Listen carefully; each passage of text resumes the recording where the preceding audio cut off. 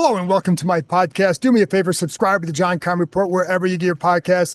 If you're watching on YouTube, hit that like button, hit that subscribe button. You can find us there as part of Ampire Media, Ampire. Always much appreciated when you tune in. Don't forget you can read my work on ESPN.com. I have a bunch of stuff up now just from today's joint practice session with the Patriots.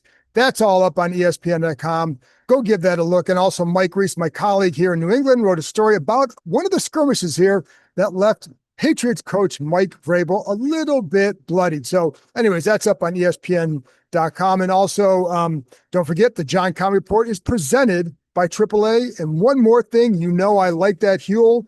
They are back as a sponsor. They're the Huel Black Edition. I like the strawberry banana. I like the chocolate. 40 grams of protein, 27 vitamins and minerals in there.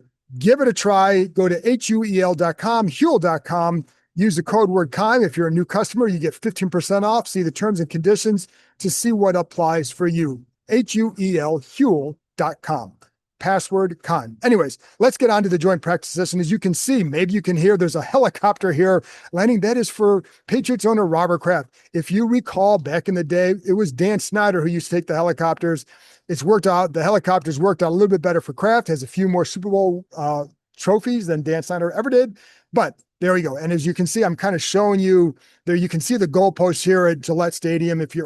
Outside of Gillette Stadium, I'm actually in the concourse area over at Gillette, just looking for a good place to shoot the video. So you can see the practice field out there if you're watching on YouTube. Anyways, got a couple things on the joint practice session. Before I get there, I will have another podcast that will come out late Thursday afternoon. You can watch that going into the game Friday night. I'll be talking to Nikki Javala from The Athletic. Yes, The Athletic.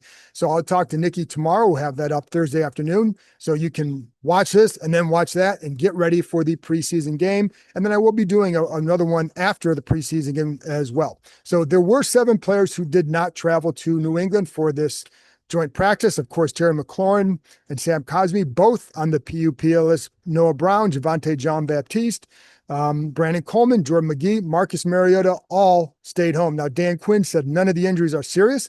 He said Mariota is dealing with a lower leg injury. But I did not expect Mariota to play much in the preseason, if at all. So I think this pretty much solidifies that they know what he can do. What they really want to see is what happens between Josh Johnson and Sam Hartman. That means not a lot of Jaden Daniels this preseason either. The joint practices are key.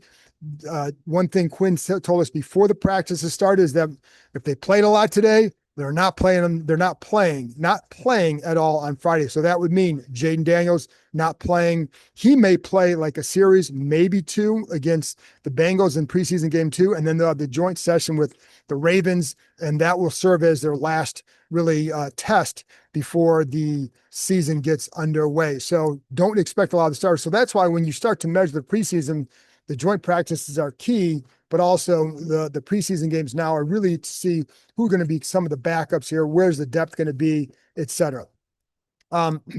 So it's tough sometimes with these joint practices to really accurately gauge what's going on. Like there are sometimes you can absolutely tell like this team's in trouble or that team's really good.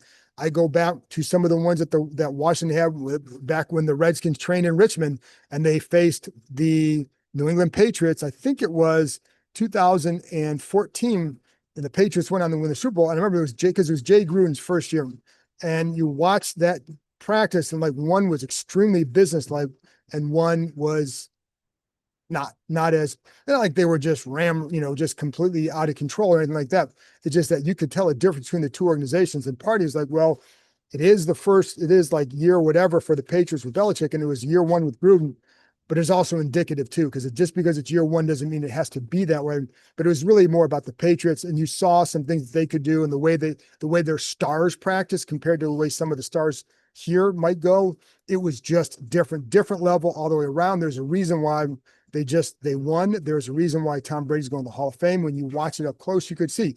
Then when the Houston Texans came to town a year later, you could see it then too. Brandon Sheriff looked okay as a right tackle. J.J. Watt comes to town, has his way, as he often does. And then there was kind of that combined with some of what they saw in some other practices. pushes Sheriff to right guard. So you learned that, and it's what you saw. But you also, that was a year where RG3 was basically exposed in the summertime. Like, he started off pretty well in practice. There are a couple reasons for that. You start to know the defense, etc. But then you don't know the Texans, and he didn't look sharp. And it's like, okay, nothing has really changed. So you learn those things. A couple years ago against the Ravens, sometimes you get misled. Like, we actually thought, and you saw, probably remember it, like, they had two days of practices, right? So the first day, by the one day, like, the offense actually looked pretty good. Didn't really play out that way during the season. So, but what you also learned, though, is Emmanuel Forbes was not ready. Like, he was sizzled in some of those plays, and they would try to look at plays X. A lot of people were looking at plays Y, and those were the plays that we saw during the season too. So it can be educational. It also may not mean a whole lot. But it's also sometimes hard to really accurately gauge what's going on. Now, you could tell today, like, Washington's offense, there were some definitely wasn't great at times. But when you watch individually, why is that? And then there's sometimes, like, you may watch a couple plays here and see the line do a good job, and then look over here at the other field, because just to explain the setup, there's two fields that we're looking at. You have Washington's offense would be on the field on the left against the Patriots defense. And then on the right, there's a middle area. And then on the right, you have Washington's defense with the Patriots offense. So they're going simultaneously. So your eyes are bouncing back and forth, or sometimes you just say, well, I'm just going to watch the number one defense here. But at the same time, the Washington's number one offense is going over here. So if you're watching all over here on one side, you're missing stuff over here. So it's really hard to say with authoritative, description or assessment, what exactly transpired and why. So even the coach, you ask them, like, hey, I got to watch the tape. Well, we don't have that luxury, folks. So sometimes people looking for constant updates, you're not going to get them, folks, because if you're constantly updating on Twitter, then you're not watching everything. Because, like, if you see a play, you tweet it out, then you're missing a play because they're going quick, or you're missing something on the other side. Much rather watch the plays than sit there and tweet out all this stuff. So those who were complaining about the tweets, pipe down. Anyways, so it's just, but your head's on a swivel with these things. And I say this all to say that what I tell you is not necessarily like the big picture stuff as much as, like, this is what you saw when you were able to see what was going on. I will say, like I said, the offense clearly, you like to see them with Terry McLaurin out there. Anyway, I'll get to that in a minute. There were a couple skirmishes. I say skirmishes. I mean, they always happen during these joint sessions. First time, I think Marshawn Lattimore was kind of in the middle of that. He got tangled up with a receiver on a run blocking play, and that's Marshawn, man. Second one was on the defensive side of the field. Both benches emptied, and I believe that's when Mike Vrabel got bloodied throughout something in there. Dietrich Wise was kind of playing maybe a little bit of a peacemaker in there. He's a big dude. I think I would listen to him, but that's when, it's hard to, and they saw one Patriot kind of being held back a little bit, but it's hard to know, it's, again, it was hard to see fully what was going on. Props to whoever saw that Vrabel was bloody, because I didn't see it. You're too far away. Anyways, that happens during these joint sessions. If you remember the Jets one time years ago, there was like one fight after another, and the Texans one fight after another. And that's when it becomes counterproductive, which is why these teams go one day now rather than two, and used to go 3 days. And even the third day and no pads, you'd still see some stuff there because there's lingering resentment over the first couple days. That's why it's now pretty much one day. Getting back to the offense, Zach Ertz, very valuable over the middle. That was the constant connection with Jaden Daniels. That's where he would look and basically, if he completed a pass, more often than not, it's to Zach Ertz, it's to Debo, or it's to Austin Eckler, but especially Ertz. That right now is the number one connection for Jaden Daniels. And it was there again. And I told you the other day how some coaches believe that his footwork has improved. And you can see it a little bit after the catch. He's creating enough of separation to get a little bit more after the catch than perhaps he was able to last year. Now, how much of that is that just seeing things yet? Well, we'll find out in games. But I know that that's part of what the coaches have been seeing from Ertz for sure. And then with Eckler, obviously swings, checkdowns, the one thing that Jaden does very well is he gets it to his checkdowns in plenty of time so they can do something with the ball in rhythm. That's how you do it. If you're getting to your third or fourth guy in rhythm, they will have a chance to run after the catch, and that's something he certainly does. I'll get to the Terry stuff and the other receivers in a minute. So I was watching some of the offensive line, like without Coleman, you had Andrew Wiley at left guard, Nick Allegretti at right guard, and then obviously Josh Connolly at right tackle with, of course, Biotish and Tunsil in there as well. So in some of the one-on-ones, saw Allegretti, like one of the things that he struggled with last year was just getting overpowered inside. And you saw that a little bit again today. I know some of you ask about Chris Paul. Chris Paul is very strong, and I saw that in the one-on-ones. And you could just see, he's very stout with that. The big question for him is on the move. So the pulling action, the screens, that's been an area that he's had to improve on. So let's see how that fares. Like when he has to move his feet more, that's when his game starts to go down a little bit. So has he gotten better in that? We'll find out this preseason, but that's when you're watching games, look for that, because I think that's something certainly to watch as well. So going back to the receiver stuff and Terry McLaurin, obviously no change in the negotiations. It's hard for them to win down the field right now, and that's just evident. It doesn't help that Noah Brown has also been out, and I asked Quinn about that. Like, is there concern about like him getting back to where he needs to be? But he said this is just for them, it's the routine maintenance of getting him coming off a knee issue in the spring. So, but what I know is he needs to be out. Like he also can make plays down the field for them. Right now, they really don't have that guy who can do that down the field consistently. Debo can get down the field a little bit, but he's better underneath. The one time that I saw Jaden go down to him down the field was on a deep post, double covered, but he put it right where only Debo could get it. It's actually a pretty good throw considering the coverage because it was pretty darn tight, but could not get to it. So without McLaurin, you don't have that guy on the outside to win contested catches to threaten it. You don't have Noah Brown on the other side who can do the same. So now what does this mean for the McLaurin stuff? Does it give him more leverage? Well, listen, folks, he's under contract. His leverage is he's under contract. So yes, we all know that they need him. He knows they need him. They know they need him. But the other part is one thing that we saw last year is the combo of Jaden and Cliff Kingsbury is pretty good. And you saw a lot of guys, Olamide Zaccheaus, De'Ami Brown, have really good years under him. Terry McLaurin, 13 touchdowns. Zach Ertz looked reborn, right? Wasn't a career year for Ertz. It was a career year for McLaurin for touchdowns, not catches or yards. But in terms of, he had fewer targets. So it was a really good year for him, productive. That all happens because of those two guys as well, Cliff and Jaden Daniels. So those two aren't going anyway, but you still need that guy on the outside to threaten. I don't think this means that I certainly know this doesn't mean that Adam Pierce is going to go back and say, oh my gosh, we got up the offer. I don't see that at all. But I think because we all know, and again, the bottom line is he is under contract. So if he doesn't get signed, he's got to come in and play under contract or lose out on game checks every week. And I don't think a lot of guys want to do that or are willing to do that, but certainly this offense looks a lot better when 17 is on the field. I think you can all say, duh, we all know that. But I think it's also Noah Brown as well. So, yeah, I think Washington could get to 28 million. I don't know that would be enough for McLaurin's side. I just don't know yet.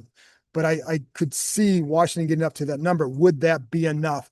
I don't know. But for people to say overpay or whatever, it's quite possible in their minds getting to that number is going above and beyond where they felt like they would for a receiver who didn't mean as much to them as McLaurin did at an age where he'll be 31 when the extension kicks in. Anyways, all that will play out. But one thing I can say is they definitely need him. And the other problem, like in camp, I've talked about this, the wide receivers not getting enough separation down the field. And that's one of the things we saw out here today. They didn't. And here's the other thing. New England did not have Christian Gonzalez. And by the way, I was kind of hoping we could see him, but just because it's a reminder, just think about this.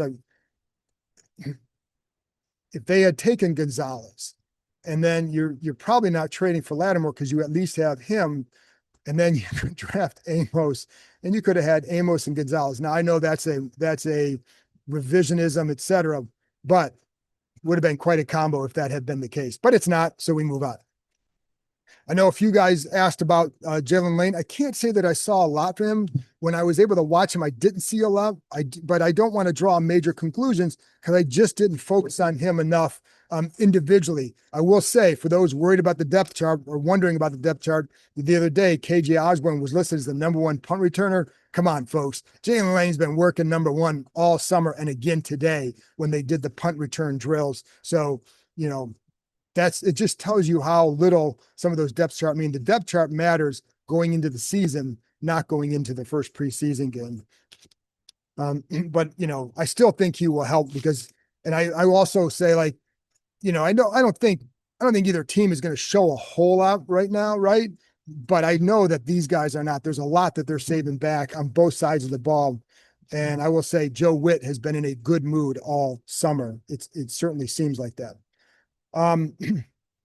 Josh Connolly, one of the things he told me afterwards that he said, like, one of the things that he liked going up against Patriots, that he said he wasn't thinking as much out there today as I think he was early in camp. And you could see that there was a delay with him when he wasn't, sometimes just like the way he's got a kick step, he might be a little bit late. So you end up reaching with your arms instead of your feet, and you see that. Today, I thought he was a little bit better. Now, I will say Harold Landry got him a couple times to the inside, one in a one-on-one rush, one during 11-on-11. So that's an area that he has to look at. But overall, I thought he wasn't bad today, right?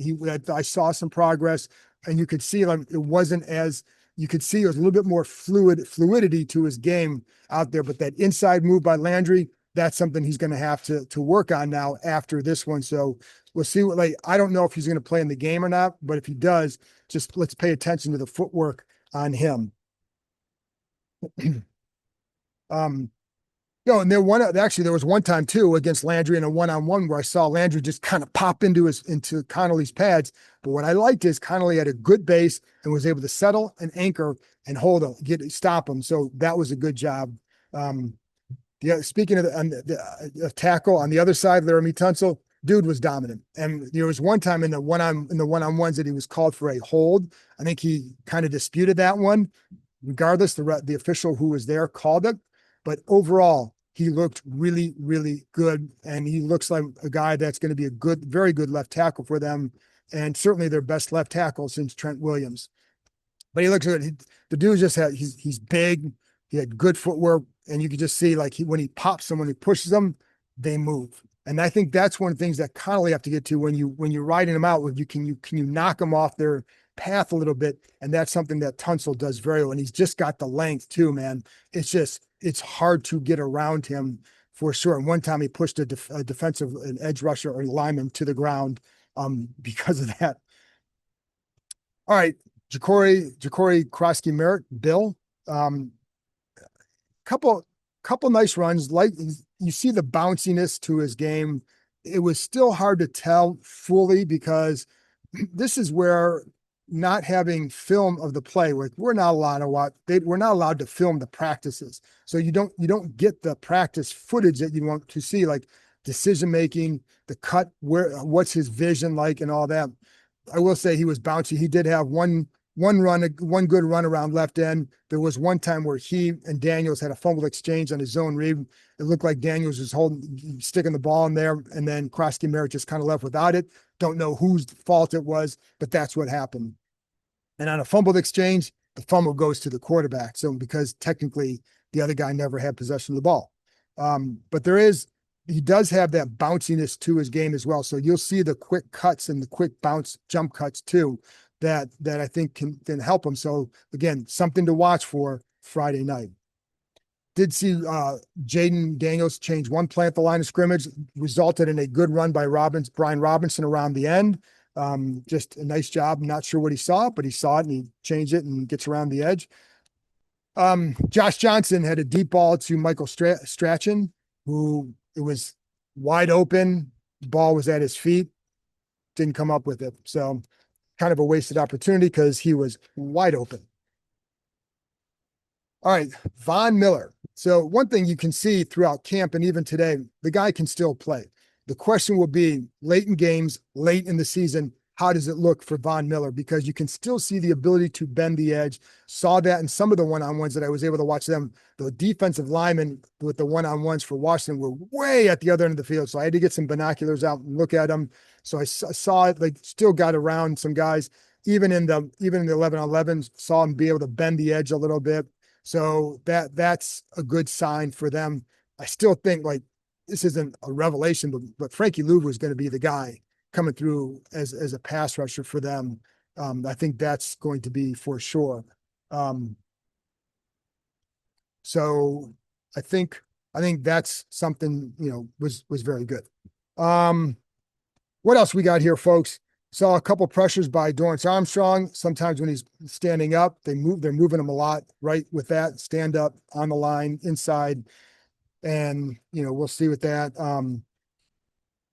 Jonathan Jones, who of course played for the Patriots, had one pass defense in the end zone where he's right in front of the crowd. Of course, he played here for a while, was a fan, fans loved him. And he just got fired up there. Fans kind of hooted and hollered a little bit. And he's just kind of exhorting to the crowd and got all fired up with one of the coaches as well. All right, of the backup tight ends, Colson Yankoff had a couple catches. And I told you Yankoff has been working a lot on the top special teams groups. As of right now, I think he would make the roster just based on that. But I did see him catch a couple balls over the middle, and he's got some ability to run. Saw with Ben Sinnott a couple of times when I was able to pay attention to him. Unfortunately, most of the time I saw him, it was more about blocking. And a couple of times I saw like on some runs around the end where he's able to turn his guy to the inside and looked to handle that. So, there you go. I thought overall the offensive line was a bit up and down. And I think New England on both sides of the ball probably got the better of them at the line of scrimmage. I was a little bit more surprised with the defensive side of the ball because when you're looking at their offensive side of the ball, you have a rookie right tackle, you have a backup right guard, and essentially their backup left guard. So not as surprised there. Thought the D-line would be a little bit more assertive with it, but that's one where I'd say, well, I'd have to watch the film because there's sometimes you see it like I'd see some pressures and they're letting up and the play plays out. So would that have been a sack? Would that have been more of a pressure? Would they have been able to finish the play? That's the hard part to know. And that's where you'd want to see the practice footage, which they don't show me. There were a couple times like with Drake May where you saw some of actually he did listen, man, what I saw from him is what you saw a lot on film on college, the ability to move in the pocket, can make throws off platform. And then you saw sometimes where like guys open and he just missed it. A couple times there were drops. So it could have been a little bit worse for the defense with some of those plays if they had been made. Oh, all right. One thing I liked from Jaden Daniels too is there was a couple times we threw the ball away on the move rather than running out of bounds for a -2, -1, or even whatever, just threw it away. So just a smart play. Like that's what you got to do as a quarterback. If you don't have it, you don't need to try and force it and maybe lose a couple of yards, just throw it away, get to 2nd and 10 and go from there. So I thought like the corners, Marshawn Lattimore, Amos, Samerstill, I thought Samerstill was all right. There was one time where it was more of an inverted cover 2 where a ball was completed over his head and you had Amos drop into safety. And, it was a really good throw by May. But a couple times the man wasn't as maybe strong as I think they were back in Ashburn. But again, you'd have to watch the film. But I still think I think the guys had a great camp. And I don't worry about him at all. Just there were a couple of times today you saw that a little bit, but then you also saw in man coverage, Bobby Wagner in a red zone drill, drop into the middle of the field, tip the ball, Sanders still picks it off in the end zone. Dude is always around the ball for sure. Like their corners are going to, like he and Amos are going to be a really nice combination for several years to come. The big question, I'm getting to Amos in a minute, but the big question will be Marshawn Lattimore and how he fares. Like one of the things he told me after practice, told a couple of us after practice, was the burst is there. One thing he's working on, though, he keeps saying his technique. Well, by that, he means his footwork. And one of the things he said, he's missed a lot of games over the last 3 years. He knows that. He's well aware of that. So it takes a minute to get your timing and your rhythm back as a corner. That's where he's at right now, trying to get that back, as he said, on a down-to-down basis. So that way he can be effective against the A.J. Browns, et cetera, because that's what he was brought here to do. And, today there was one back shoulder. I think it was made through a back shoulder to the receiver, front end part of the end zone. Lattimore was right there, but it's just a good throw, and they made the play. But he feels he's moving well. I think that's a first step for him. Now it's about consistency down to down. But then, like with Amos, and and even what I said with Samuelson, every corner gets beat. Every corner is going to give up plays. That's life in the NFL. I think Samuelson is going to be very good this year, and I think Amos is going to be very good this year. One thing I saw, Amos matched up against Stephon Diggs a couple times, and nice job. Diggs wasn't out there a whole lot in the full team stuff, right? Like they know what he can do. So he'd go out there on occasion, but I was able to watch a couple times against Amos. The first time is what I really, really liked from Amos. And it was in a red zone drill. So the ball was going to be a fade route to Diggs. And Amos completely messed up the timing. One, by being patient. Two, then by getting a jam. And really, the jam wasn't just a jam, but it was a jam. It was just a jam, but it was a disruptive jam. So it slows Diggs, which then messes up the timing, and the ball is overthrown. But that is a major credit to how Amos played it. Next one, he was able to defended him well, going to run the same route, but May went to a different side, and that was it. But two good jobs by Amos against him. There was one time where receiver Matt Collins got him, runs into the back of the end zone, cuts back out to the outside. Amos didn't see him getting back out there, wide open. May misses him. But like I said, what he's done what Amos has done has been very, very good. Carlin Vigors, and I've talked about him a lot. I definitely think they like him a decent amount, a pretty good amount, right? To the point where, is he going to be on a 53? I don't know. Does he factor into their future? Yes, I think he does. And you saw it again today. Like there were a couple of times, and I would say this, let's watch how much he plays in the preseason, because could they try to maybe guard him a little bit and maybe don't show him out there? Because if they end up having to put him on the practice squad, you don't want to have people have film on him. Or do they play him a lot because they want to see more? But good length. And you saw a couple times where there was one throw to the end zone on a fade, and just really good job covering. Loved his technique into him. Turned, he's seeing, looks back, see the ball, gets his hand up, bats it away. Really good job. Broke up another play as well. Not perfect. He will sometimes get a little bit grabby up top. Got to get out of that and maybe get a little bit off a little bit, but he has good length and recovery ability. And so I definitely think that he's a guy to watch. Again, whether or not this year, I don't know if he'll make it, but he's a guy that they feel can be developed for sure.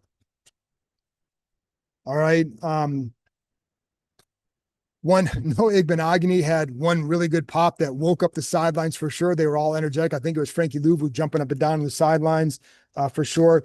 Defense, I felt like got hurt a little bit over the middle at times. So I'm not really as worried about I do think this defense is going to be pretty good. So I'm not worried. It's not going to be worried about one joint practice. However, I'm not going to overreact to anything I saw today, good or bad, because it's another step in that evaluation process, first against another team. But I think the defense has the potential to be pretty good because of what they're showing in the back end for sure. When you watch that back end, it's obviously Quan Martin, but you also see Will Harris out there covering tight ends. There were a couple of times tight ends got him over the middle. And then you see Jeremy Reeves coming in there working with the ones. You see Percy Butler coming in there working with the ones in some of the three safety sets as well when they go to their Buffalo nickel, and see what Will Harris can do inside. And you get Quan and Percy Butler back deep. So anyways, that's it today. That was, like I said, these joint sessions, I think, are good evaluation sessions for them, better than preseason, because you can really focus on situational stuff. I definitely think there's some stuff to clean up. And I think, but you don't overreact to anything. The receiver stuff, well, we knew if they don't have Terry McLaurin and Noah Brown, especially Terry, but Noah Brown was a good receiver for them last year too. Another guy who was on pace to have his best year in this offense. So another guy who can help them. So when you don't have those two, it changes your offense for sure. And they didn't have them. And then I'd like to see more from the run game to see what does it look like. Because sometimes it's still so hard with the run game, because even here, you're not taking guys to the ground, you're popping. And if you're not taking the ground, you don't always know what would it have looked like. And, there were a couple of times with Deebo Samuel, little play action, little pop to left to Deebo, gets him one-on-one out in space. Would he have broken the tackle? A couple of times, I think he might have. So like those are things that would that have happened? That's the stuff that you don't know and you'd like to see more of. So, or just as the preseason unfolds. But like I said, not going to see the starters on Friday. Anybody who played a lot today will not go on Friday. So I'd be surprised if any starters play, but I can't say that every starter will not play, because maybe they want to get a look at like a couple guys in different spots or whatever. But I can tell you number 5 is not going to play. So anyways, folks, that's it from New England. Appreciate you tuning in. Again, I'll be back on late Thursday afternoon with Nikki Javala from The Athletic, and then we'll do a wrap up after the game Friday night. Appreciate you tuning in, and we'll talk to you next time.